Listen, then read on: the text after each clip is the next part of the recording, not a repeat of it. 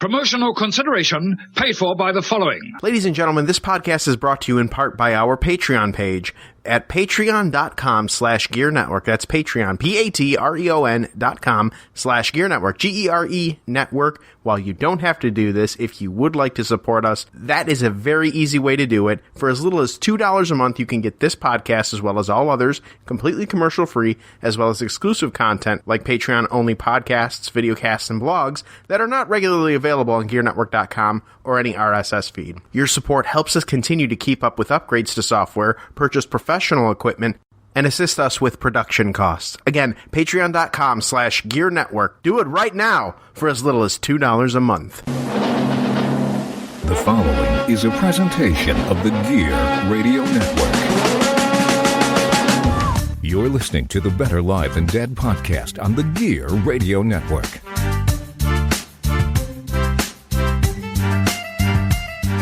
And with that, we welcome you to the Better Live Than Dead podcast, powered by Better Live Than Dead on the GERE Radio Network. This is episode 173.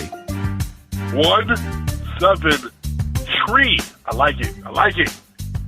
Now, don't get it too twisted. We've got some special guests here on the podcast today. First off, you heard him, Luis Perez at MRLG Perez on Twitter. This is our way too early NFL prediction special. But also joining us on the IndyCar Media Hotline, the man himself, JC Money, John Cimino at I am JC Money on Twitter. John, how you doing today? Episode 173. Yes, I'm throwing it out there. It throws me off, Ryan, because I'm usually backing up Lewis on this podcast, and I usually steal his line. But now he's here. He said his line. I had to say the line anyways. I'm good. How are you doing? We're doing well, man. Hanging in there. Trying to see if spring is ever going to show up. I know I walked out earlier. Dog? I walked out earlier today, and there was frost on my car. That was not cool. I have to go out at some point in time this afternoon and sand my deck a little more to see if the sandpaper I bought works. But aside from that, it's just trying to stay healthy. That's a good thing. The sandpaper will work on the deck. Sandpaper will not work, though, however, if you use it as a condom. That's a very bad idea. Yeah, that's a terrible idea.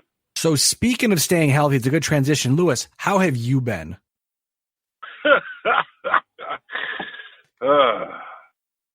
That good right there. I think that answers that. Yeah. Yeah. I currently have a concussion. I'm having issues with my kidneys. My heart is giving me issues, all because of this stupid virus. So my health has not been fantastic lately. I'm hoping that soon it'll be better. But yeah, I still have the clot in my lung. So this virus has just been kicking my arse. I'm gonna disagree with you on that, Lewis, because I honestly, truthfully feel, and this is what I'm continuing to tell myself, I feel like you are kicking the virus's ass. Absolutely. I feel like your mom is kicking the virus's ass. I feel like your dad was way too strong for the virus, and the virus was like, "Nah, fam, I'm cool." And then he tried to mess with the other two members, you and your mom, and you both said, F you, virus. So I think you are kicking its ass. You keep doing your thing, keep relaxing, keep just being yourself, and keep staying and keep the focus and keep the positive mindset there, and keep kicking this virus's ass. Yeah, listen, man, I'm trying. Definitely I'm trying, but it's funny. I'm just gonna, before we get to the sports and all that, just to say they keep coming out with articles. Doctors are discovering more and more new things this virus is doing. And I'm like, yeah, I could have told you that, because that's literally what's happening to me. Yeah, that's the most terrifying part of all of this, is that it's developing so fast that they can't keep up with it. And they're like, oh, we've seen a lot of people with this problem. Oh, that's probably because it causes that. And then you're just like you said, Lewis, You're sitting over there and you're going, oh, yeah, I know, because I've been dealing with that for months now. And I'm going to throw this out there, just like I did the last time that I appeared on the podcast, where I said, that I don't want to make it political, but I'm going to make a political point here. Please, everybody that is listening, continue to listen to your local government. and as well, or your state's government, and as well recommendations from the CDC, and not President Idiot Face. And don't direct any hate mail to Ryan or to Perez for my commenting on calling the President Idiot Face. I am JC Money. Give me all the hate. I don't care, but please be smart. 100%. But I agree with you. You give me the smoke. I agree. You don't want this smoke. Now, before we get started, just a heads up, you can hear us on BetterLiveThanDead.com, GearNetwork.com, Apple Podcasts, Bullhorn, Google Play Music, iHeartRadio, Pandora, the Radio.com app, Spotify, YouTube, and wherever else you hear podcasts. You can get this podcast and all Gear Network podcasts. Now, as mentioned, it's the way too early NFL prediction special. Myself and John, because I wasn't sure if what Lewis's health was going to bring. He, breaking down the fourth wall, texted me this morning. And I said, hey, later today, we're going to do a podcast if you want to jump on. And here he is. So both myself and John, our predictions are in. We ran through, predicted every single game, because what else is there to do right now? And, so not only do we really only have two of the three big things this week. There are storylines to watch for, which was our first of the three big things, but really those storylines can be discussed as we go through each division. Honestly, if there are divisions where both myself and John agree on the division winner, we probably won't talk much about those divisions, but the ones where we disagree, we'll certainly have some chats and discussions about that. But with that being said, guys, let's just jump right in head first. In the NFC North, both myself and John predicted Green Bay to take the division, which after their strong season last year, under head coach Matt LaFleur in his first year as a Packers head coach, they looked pretty damn good. And, I don't see why that'll stop. Now in the NFC South, John is taking really the favorite, the New Orleans Saints, understandably so, whereas I'm picking the Tampa Bay Buccaneers. So John, out of the gate, you have New Orleans. Please do tell me why. Well, I'll tell you, it was a hard one. It was a hard one, but I am someone who does not like to buy into the hype, the hype machine of the off season. If we did that, then, the New York Jets would have been 2-time Super Bowl champions under Rex Ryan. The Buffalo Bills would have been a Super Bowl champion under Rex Ryan. Exactly. The Cleveland Browns would have been undefeated after their winless season. I mean, I don't buy into the hype machine. And Tampa, Brady to Tampa, and as well Gronk to Tampa. Obviously that's massive. That is a huge thing. Tom Brady, for the first time in his life, aside from the 2 seasons with Randy Moss, has weapons in Evans and, Godwin, that's right. Yes. As well as, they're keeping OJ Howard and, the other tight end, I can't remember, but, on top of Gronkowski. So Brady's going to have his weapons around him, and Tampa Bay is going to be formidable and will be a playoff team. I believe that. But Brady is going to be also taking all of those elements and learning a brand new system for the first time in 20 years, whereas Drew Brees and the New Orleans Saints have kind of been in that system and in that atmosphere all year, every year, since Brees' arrival in 2005. So I think because of the experience of the team, the system around it, the players around the system, and as well just the overall being in the NFC South, I've got to go with the Saints because they've been around longer in that area, in that demographic, and have more continuity than the Tampa Bay. I almost said Devil Rays because I'm still thinking I'm in a baseball mode, but the Tampa Bay Buccaneers, and also to this point, in the entire time that Sean Payton and Drew Brees have been together in New Orleans, Tampa's had at least 3 or 4 different head coaches in that span of time. So again, the long stretch of consistency is the key there, and I think that's going to supersede the addition of the talent to the Buccaneers there. Now, Lewis, we don't have your predictions, but you can base your discussion off of our predictions. As I mentioned, John has the Saints. You just told us why. I have the Buccaneers, which I'll talk about in just a second. But Lewis, what do you think about the NFC South coming up this season? think that the team to come out of the South is going to be the Atlanta Falcons, just because I don't want to agree with either one of y'all on your picks. Yes, it feels good to have Lewis back on the podcast. You know what, ladies and gentlemen, Lewis Analytics again on BLTD. Man, it is damn good to hear, though. It reminds me of, remember that part in Moneyball when the guy was like, he's got bad self-confidence. He's got an ugly girlfriend. I feel like that would be Lewis. Except that my wife is super fine. But no, I'm saying that's how you base your predictions. You're like, yeah, no, that guy's true. got an ugly girlfriend. He's got bad self-confidence, so he's not going to be very good at this sport. Yeah, I agree. That's normally how I do it. But no, I agree with Cimino. I'm gonna go with the Saints. So I think for me, John talked about the hype machine, and I won't make this too long-winded here, but it's fun because we'll do this now, we'll do this later before the season starts, after training camp, whenever that may be, whether it is August, September, October, November, whenever. We'll do another one of these where we get a little more serious. I try to take it a little more buying into the hype. I still have New Orleans making the playoffs, which we'll talk about in just a few minutes.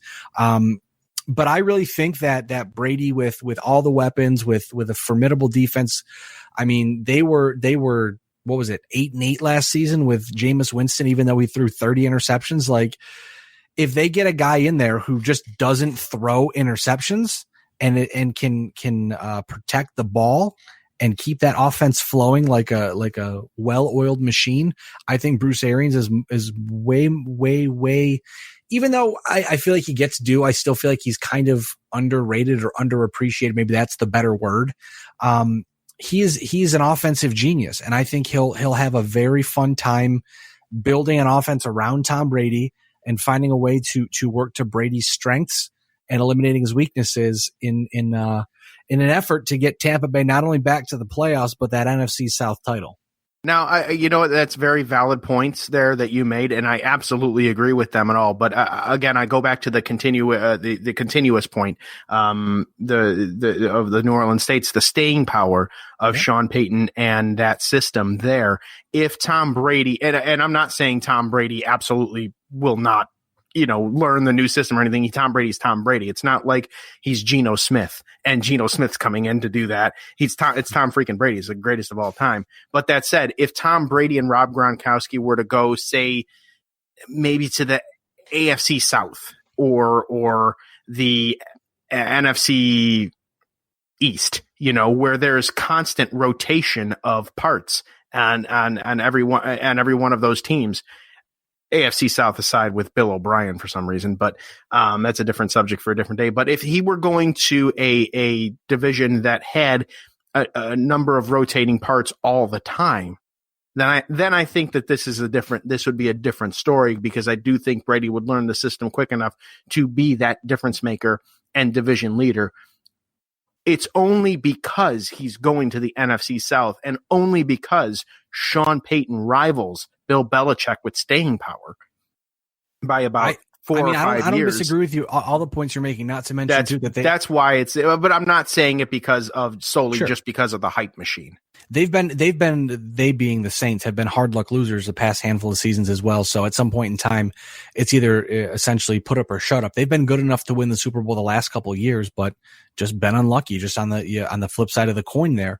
And I think that'll definitely help motivate them for sure. But I mean, the team's good enough to go all the way.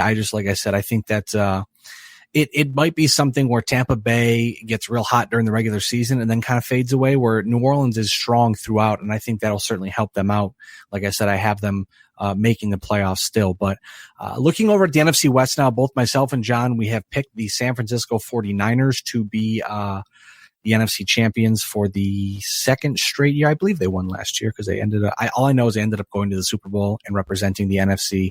That's the most important part. In the NFC East, I have the Dallas Cowboys winning. John has the Philadelphia Eagles. John, can you please explain why? And then Lewis gets the floor. I think it more boils down to just like it did last year, last game. And I think that the Philadelphia Eagles are better equipped in terms of those last game scenarios than the Cowboys are at this point in time. When you factor in they are now going to be going. This Dak Prescott storyline has gone much farther than I believe anybody ever imagined that it would have. And there seems to be no end in sight. You add to the fact that Andy Dalton, a 9-year starter, has been, and he's not a terrible quarterback at all. But you add him to the fact and to this mix, and you are already starting to see people, the guys that love to stir the pot starting to talk about, well, why are they doing this to Dak Prescott, and blah blah blah blah, and this, and it's like, I think there's going to be a lot of unless they get the Dak deal done immediately, or they figure out what the hell's going to happen. Either you're going to sign him long term, which I think they should, but you either sign him long term or you're moving away from him, and then you make the switch to Dalton and go from there. But I can't say that I don't see some kind of controversy brewing, some kind of quarterback controversy brewing, and that weighs heavily on a team. And then you factor in Andy Dalton, again, new quarterback, new system, has to learn everything. So, but if he ends up taking over for Dak Prescott, how is that factored in there? Like Carson Wentz, as long as he stays healthy, he's got a firm grasp on that team. I can't say the same about Dallas because there's just so many anomalies going into the inner workings behind the scenes with the Cowboys, and it could very well be a distraction. It could also not be a distraction. That's why I have them at the same record.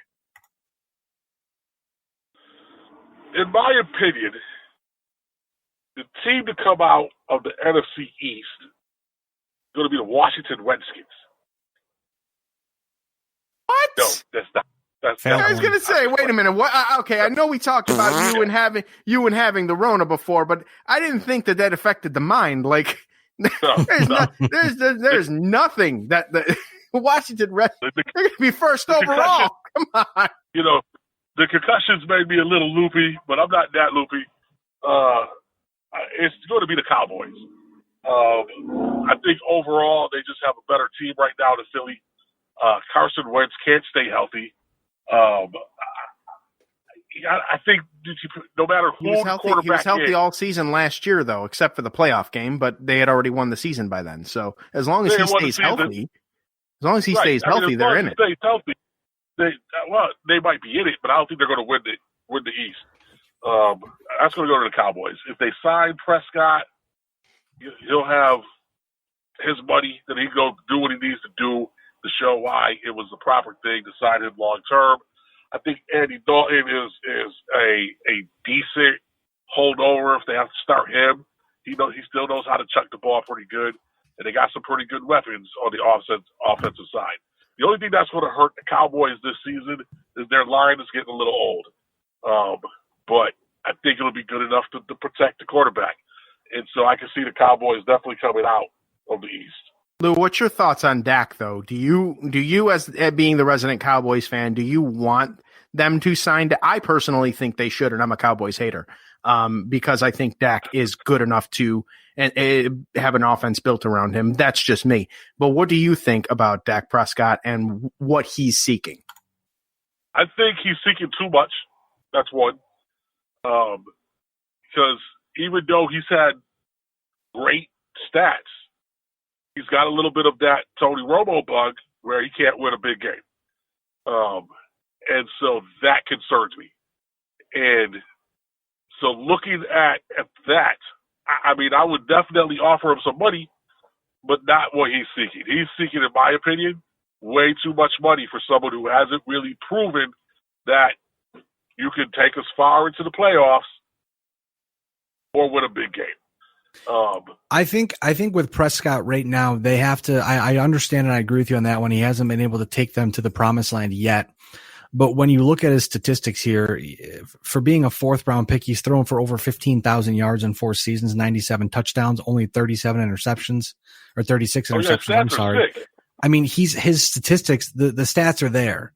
I absolutely agree with you on that one. I mean, he was hands down one of the top quarterbacks in the National Football League last season. I think that it would be foolish for the Cowboys not to pay him. Obviously, Prescott's going to want a lot of money because that's what the market dictates right now.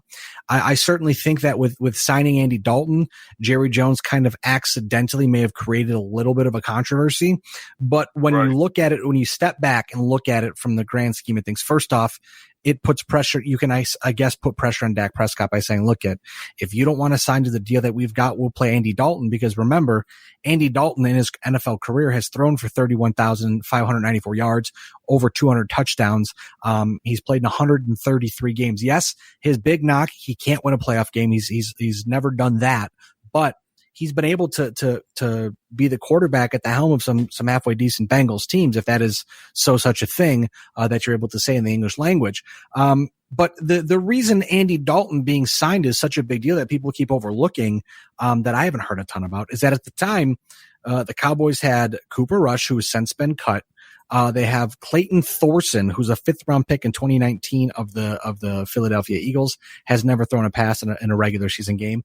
And then they drafted Ben DiNucci from JMU in the 7th round this year. So again, they went from having relative nobodies to having essentially, if it worked out properly, I would presume that Andy Dalton could have signed somewhere to be a starting quarterback this season, but it really seems like he wanted to come back home, reset, spend a year, kind of refocus on his game, and then maybe from here go back out into the wild and say, okay, I'm ready to be a starting quarterback somewhere else. Or maybe he sticks with the Cowboys. I don't know that, but I think it was a smart move for the Cowboys, because here's the thing too. Here's the other big thing too, that you guys have overlooked. Say Dak Prescott doesn't play, Dak Prescott gets hurt, out for the season, anything, all of the above, whatever it may be. This team is good enough where they could plug in a guy like Andy Dalton and say, look, we're serious about this roster. We can win with this team. So we're going to invest money in a backup quarterback who, like I said, really should be or could potentially be a starter in the National Football League. I mean, he has been his whole career. So is plug and play. So if God forbid something happens at Dak Prescott, they can plug Dalton in and keep moving along. Their season's not ruined. So but if that doesn't happen, if that hypothetical doesn't happen, what's to say Dak Prescott throws to 3 interceptions, and Lewis dropped 2 or 3 interceptions, that it wouldn't be a distracting quarterback controversy. I'm sure that it will probably create more good than than bad, but we definitely will be getting those articles, because we all know how Dallas media is, and how ESPN and how Stephen A. Smith are, where Prescott will come out. Stephen A. Smith. Let me look at his game log from last season here. Say that Prescott goes out. Here's a perfect example. Say Prescott goes out. Granted, the 10-6. So last October, they played Green Bay at home. They lost 34-24. Prescott threw for 463 yards and 2 touchdowns, but had 3 picks. If there's a game like that happening, I'm sure people will call for Andy Dalton, but you have to remember who it is you have at quarterback. It's Dak Prescott. You need to invest in your future. They've already invested in keeping Ezekiel Elliott. They just went out and drafted CeeDee Lamb. They paid Amari Cooper a ton of money. Pay your quarterback. You need to, if you don't think Dak Prescott's the guy, let him go. Seriously. Right. But if you think he's the guy, give him what he wants. I think that if they thought he was the guy, he would have been signed. There would have been no way that it would be like this. I think this tells me Dallas clearly has their doubts on Dak Prescott. And for the life of me, I don't really understand. I could tell you this. If Sam Darnold were not to work out and Dak Prescott hit the open market, I would be the first one being like, sign him, New York. Sign him. I would take him. Dak Prescott is not a bad quarterback. So for me here, what I'm seeing is that we've heard and I know we're kind of go down a rabbit hole here, but it's all Lewis's fault. I think what's going to happen is every quarterback is trying to set the market. So my thought being is that we heard the rumor, where was it, that there were rumors that $33.5 million per year with a guarantee closer to $110 million on a 5-year deal. But his agent is trying to seek a 4-year contract to capitalize on new TV deals and an expected rise in the salary cap. So it definitely seems to me too, and Patrick Mahomes, I should say, future Hall of Famer Patrick Mahomes. I'm reading about him here. Oh no, he's Hall of Famer Patrick Mahomes. Prescott's agent is essentially telling the Jerry Jones and Stephen Jones, hey, you better sign Dak to a long-term deal or to the deal that we like before Mahomes signs his contract extension, because once Mahomes resets the market, then obviously that contract with Prescott goes up. Right now, Dak Prescott was franchise tagged. He's going to make $31.409 million next season, but he says he has no intention of signing that franchise tag. And they have till July 15th to figure it out. So that will certainly affect, like for me, for instance, if Prescott doesn't sign that franchise tag, my outlook of the Cowboys is definitely going to change. So it's something we'll keep an eye on. We'll talk about it. But right now, like I said, I've got the Cowboys. You've got the Eagles. And Lewis texted me and said an old lady fell and he had to go help her up because that's why he jumped off. So good man. Good on you, Lewis. Good on you, Lewis. You're a gentleman. Now, the NFC wildcards, we won't talk much about this because this is just kind of is what it is. John has Tampa Bay, Seattle, and Dallas taking the wild card. So obviously he still thinks Dallas is going to do good, but just obviously not better than the Eagles. I have Seattle, the Los Angeles Rams, and the New Orleans Saints as the NFC wildcards. Now, looking over at the AFC. The AFC Northwest and East, we agree across the board. John and I both have Baltimore winning the AFC North. We both have Kansas City winning the AFC East, or the AFC West, I apologize. And we both have the Buffalo Bills taking the AFC East. Now, the one division that we don't agree on, the much maligned AFC South. John, you have Tennessee. I have Indianapolis. My presumption here is that you're taking Tennessee, which you have them projected at 8-8. You're taking Tennessee based off the success they had last year with Ryan Tannehill, and I would presume you expect them to be able to replicate to some extent that Tannehill, Derrick Henry magic that they had last year. Yes, particularly with the Derrick Henry magic is what I anticipate more with them. I mean, defense has had just a very, very, very, very hard time stopping him, and I mean, he made it look comical at times. So the fact that tangent is still there. Now, Ryan Tannehill is not going to, blow everybody away, but I think that they are coached well enough to come out of that division. I think the division's a little more evenly matched than most people think, especially since Houston got rid or traded, shockingly and stupidly, traded DeAndre Hopkins to the Cardinals for a bag of peanuts, and Indianapolis got older at quarterback with Phillip Rivers. And I get that Phillip Rivers is a future Hall of Famer and still probably a upgrade to Jacoby Brissett. I don't think he's a considerable enough upgrade to where I don't see the Indianapolis Colts really doing much better than they have been doing of late. I think for me, the reason I picked the Indianapolis Colts is strictly the Phillip Rivers effect right now. So the hype machine again. Hype machine for sure, because last season we saw the Colts were good enough to be that playoff contender, to be a playoff team. Going into the season. Then Andrew Luck retires. Jacoby Brissett's the quarterback, and we find out that while Jacoby Brissett may be a relatively okay replacement, he's probably not a higher end starting quarterback in the National Football League, which that's totally fine. It's good to have a really good backup, as we talked about with the Dallas Cowboys. With that being said, though, I think the defense is good enough. They go out and get DeForest Buckner from the 49ers. They end up getting Phil Rivers. They add a really good running back in the draft. I mean, at this point, I think the Colts have what it takes to win that really weird AFC South between is Gardner Minshew going to be able to replicate what he did last year and then grow off of that? What the hell is Houston going to look like this season? Because sometimes they look like they're really good. Other times, who knows? Is Tennessee going to be able to replicate, like we mentioned, their season last year? Or is Indianapolis going to be the one that's going to run with the ball, and take that division? Now, I mean, I don't know. That's why I picked the hype machine, let the hype machine roll, and took Indianapolis. To be quite honest, I think that's just right now, it seems like things trend in that direction with their schedule. But looking at the AFC wildcards, John has Pittsburgh, Las Vegas. Don't get it twisted. It's the Las Vegas Raiders now, and the New York Jets at 9-7. I have predicted Cleveland, Houston, and Pittsburgh at 8-8. Pittsburgh being the 8-8 team. The other two have different records. But those are the 3 wild cards. And that's the one thing too, as we go to our third of the 3 big things to talk about the playoffs. The new rules, you must remember now, 7 teams from each conference are eligible for the playoffs, which makes the number 1 seed in each conference that much more important, which means we now get 3 wildcard weekend games per conference. So in the NFC, John has Tampa Bay over Philadelphia, Green Bay over Seattle, San Francisco over Dallas. Myself, I have Seattle over Dallas, Green Bay over the Rams, and Tampa Bay over the Saints again, John. I'm taking the hard luck loser angle with the Saints and the hype machine with the Buccaneers because look it's May. You know, we can talk about crazy stuff because it's May. In the AFC, John has Pittsburgh over Tennessee, Buffalo over the Las Vegas Raiders, Kansas City over the New York Jets. Myself, I have Buffalo over Cleveland, Indianapolis over Houston, and Kansas City over Pittsburgh.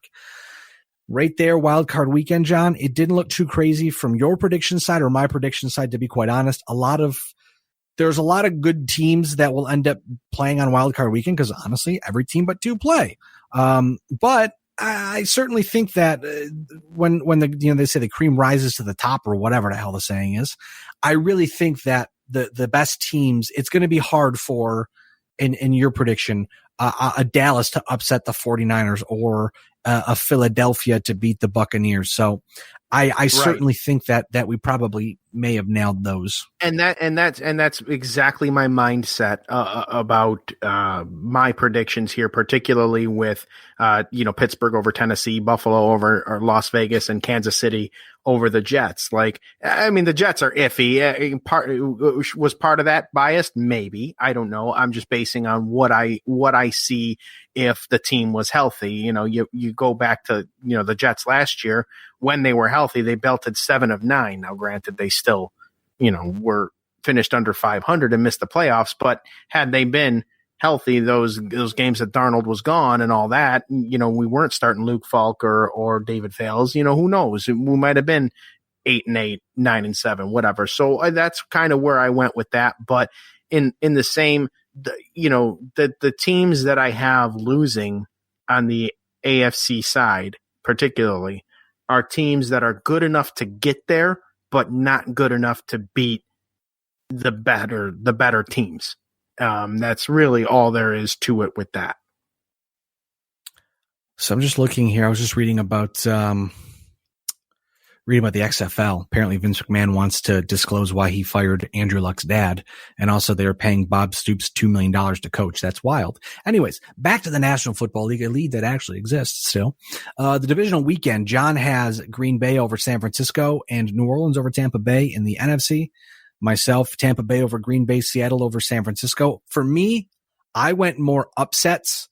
I would have to think, even though it would be Brady versus Rodgers, Green Bay losing to Tampa Bay might be an upset, but definitely Seattle over San Francisco, despite the fact that the Seahawks are very good. Whenever the defending conference champion falls, it's a big deal. Oh, yes, absolutely. It's a big deal whenever the defending conference champion falls because there is, it's a new person. It's a new person, a new team into the Final Four. So it throws off Vegas. It throws off all the predictions. It throws off all the, Monday morning quarterbacks analysis on what, is going to happen now. And, so-and-so gets to the championship game again, so. Yeah, I don't hate your predictions at all either. I don't. Again, it's New Orleans. This is the fun part. This is the fun part about this. I can't tell you how much time I sat there going. But the thing is New Orleans and Tampa Bay. I cannot stress to you enough how difficult that one in particular was. Oh, absolutely. Because honestly, Don, I went through my schedule. And I'm like, that doesn't look right. I got to go back through, and I'm clicking on like specific teams, and I'm like, well, Atlanta always beats New Orleans at least once, or the Jets will, probably steal a game here, or whomever will steal this game there, because that's just what they always do. And because I'm going through and I've got teams going like 14-1 or whatever. or 15-1, I'm sorry, or 14-2. And then I've got teams going 1-15. I'm like, that doesn't happen that often though.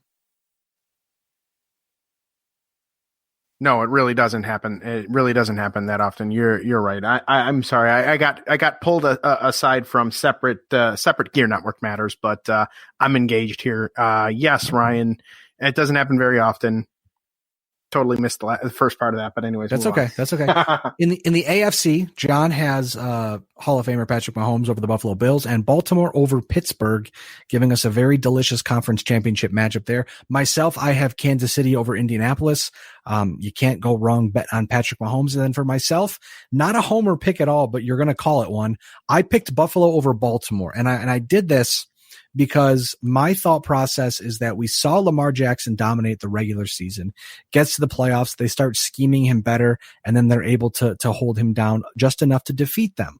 My thought process behind that one was, if the Buffalo Bills are said to be better than they were last year or as good as they were last year, they're going to have to find ways to scheme for quarterbacks like Lamar Jackson, which they did last season.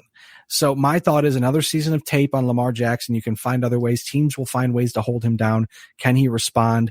I think Buffalo will be able to find a way to defeat him in the Baltimore Ravens in the playoffs. Can I ask you a serious question though? Sure. With all of the, and again, I do not for the life of me understand why Bills fans, maybe it's just like an off-season thing, to, not get behind Josh Allen again, but here comes the things. Well, this is the big year for Josh Allen. Like I don't know if I've seen a lot or whatever.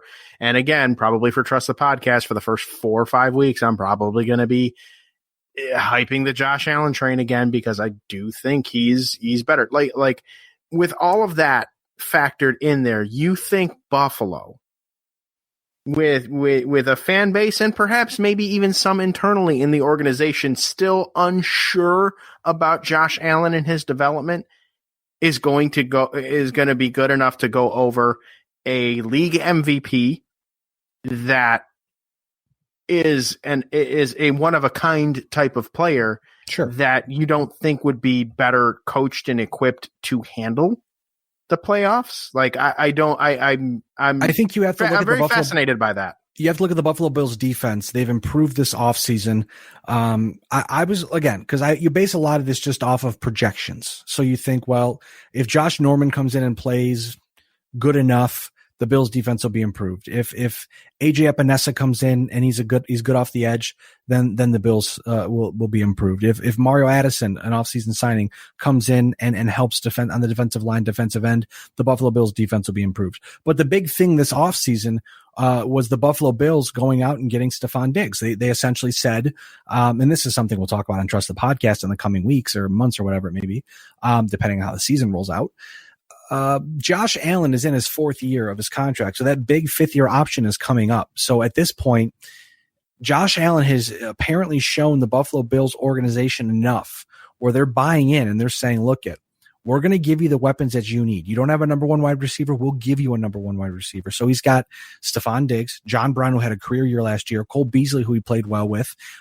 He's got a healthy Tyler Kroft at tight end. He's got Dawson Knox at tight end, Devin Singletary in the backfield.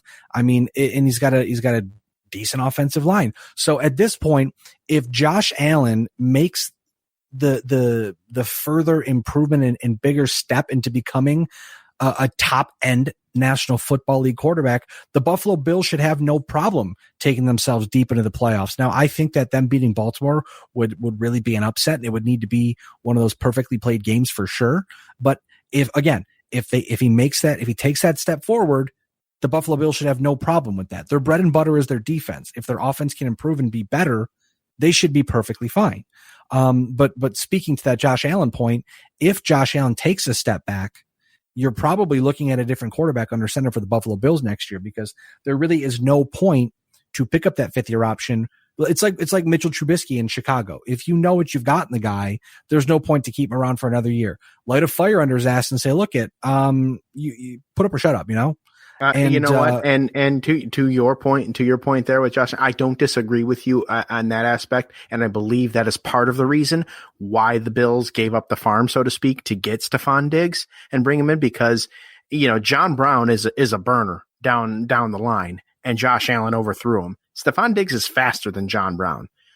If Josh Allen routinely overthrows him, then yeah, that might be a problem.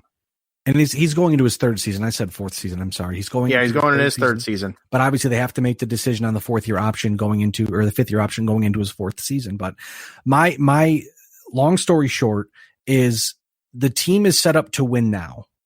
And if Josh Allen can't be a part of that, they will find somebody who is. Oh, I don't disagree. This isn't the Buffalo Bills of the, early 2000s now. There's a culture there, an established culture. There's a will to win, and there is pieces in place for stability there now, whereas before it wasn't. It was turbulent at best. Absolutely. So people are going to want to come to Buffalo, and not for nothing. And I'm not, saying this. This could go with anybody. This could go with a team like the Jets or a team like the Bills or like the Jaguars or something. Cam Newton's still out there. Yep.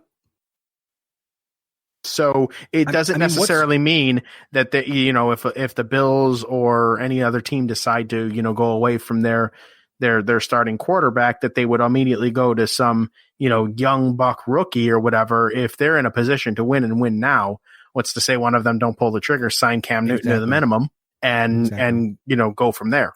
I have no insider knowledge. I'm not an insider. I'm just a podcaster and a writer. But what's not to say that Cam Newton, who's reportedly been refusing to talk about a backup job, but has apparently warmed up to the idea recently. What's not to say Buffalo with their Carolina to Buffalo pipeline? What's not to say they call Cam Newton up and say, look, we want to sit you behind Josh Allen. That's exactly where I was going with that. And help him become a better professional, and get healthy, get back into the swing of things, and push Josh Allen. And if Josh Allen can't handle it, Cam Newton's the quarterback. If he can handle it, great, he gets better. So either way, it's really a win-win for the Buffalo Bills. Yep. Do I think that'll happen? Absolutely not, because the Buffalo Bills seem kind of worried to put any more controversy or any more of a negative spotlight on Josh Allen. But something like that might make a lot of sense in the long run.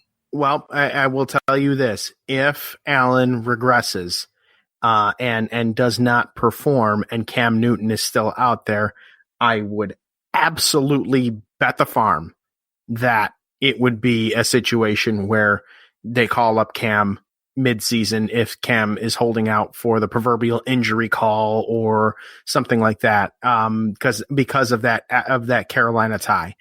I absolutely could see that happening. So I don't want to say that a quarterback controversy is already brewing in Buffalo, but you got to think that that's got to be in the back of somebody's mind, Absolutely.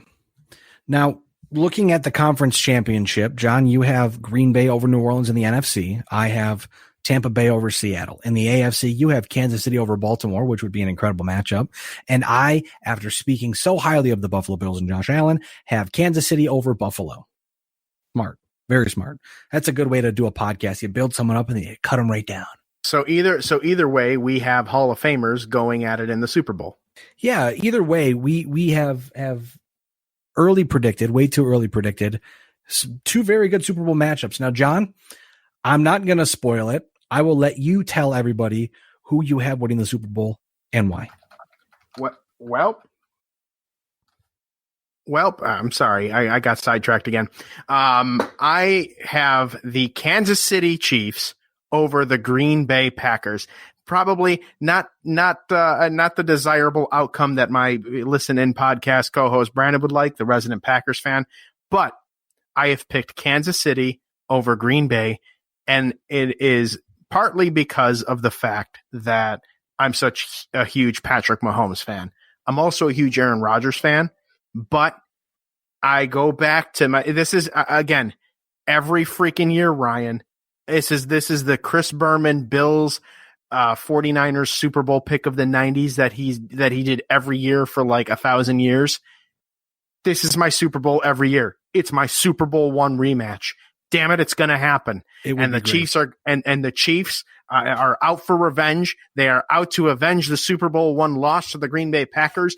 And dag nabbit, this is the basis of why I picked this Super Bowl. Also, I think it would be a tremendous game anyways. Absolutely. But I do think Andy Reid, all kidding aside, Aaron Rodgers is the bad man. We know that, without question.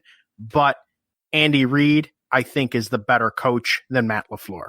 Oh, absolutely. And Kansas City. And again, mind you, Patrick Mahomes, he hasn't been signed to a new long-term deal yet. Obviously, that will get done, but he accounts for 3.4% of Kansas City's total salary cap. So what that means is that Super Bowl team from last year, almost all, if not all of those parts are coming back this year. Oh yeah.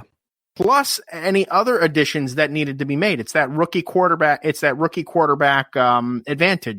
at this point, rookie quarterback contract advantage thing that you. They do say that you have to win with your rookies entry level deals. Absolutely, and they did that last year, and they are in prime position to do that again this year before they have to pay Mahomes and then go about that way. If this were next year, I might have Green Bay over Kansas City, but I'm saying Kansas City over Green Bay this year.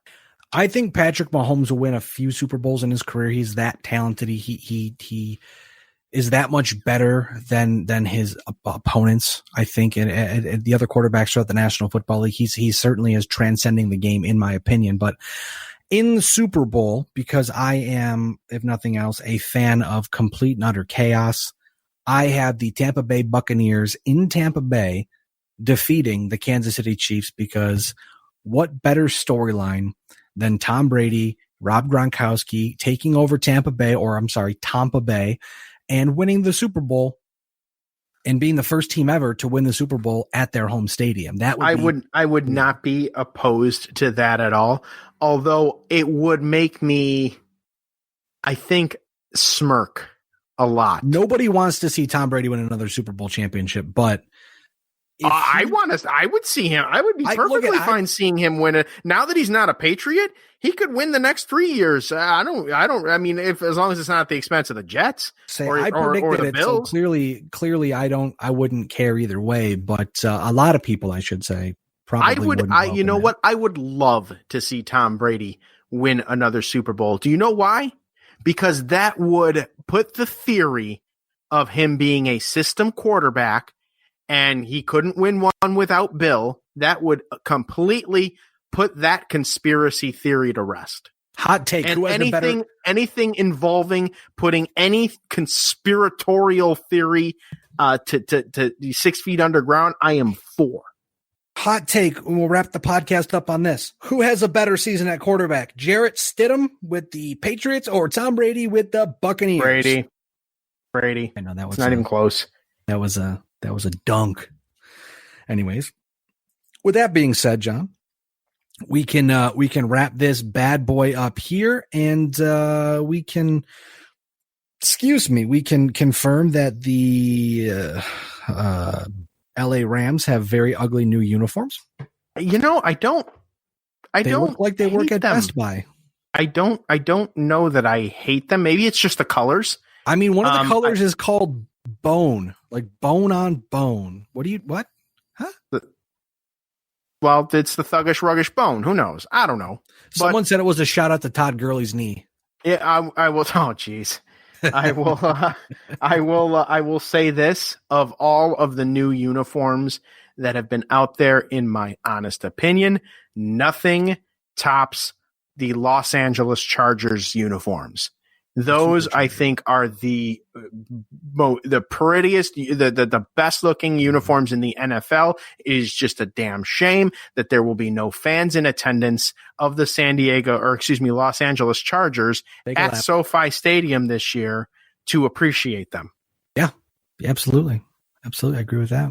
Hey, this has been fun. We'll do this again sometime in the next couple months when when training camp happens. And if it does happen, when it does happen, we'll keep you posted. We'll do some more predicting and embarrass ourselves and talk more about football. So, John, I appreciate you taking the time to join me this afternoon. Yes, this was fun and long overdue. So feels good to kick the rust off. It is great. I feel like I never left, Ryan. I love it. I love the attitude there. John is at IMJC Money. Lewis, who joined us for a little while, at MRLG Perez. I am Ryan Wolfe at Wolfe BLTD. As always, we are better live than dead. You're not. We will catch you sometime very soon. Stay safe out there and make sure you wash your hands and wear a mask. Keep kicking the Rona's ass, Perez. The preceding presentation has been brought to you by the GERE Network.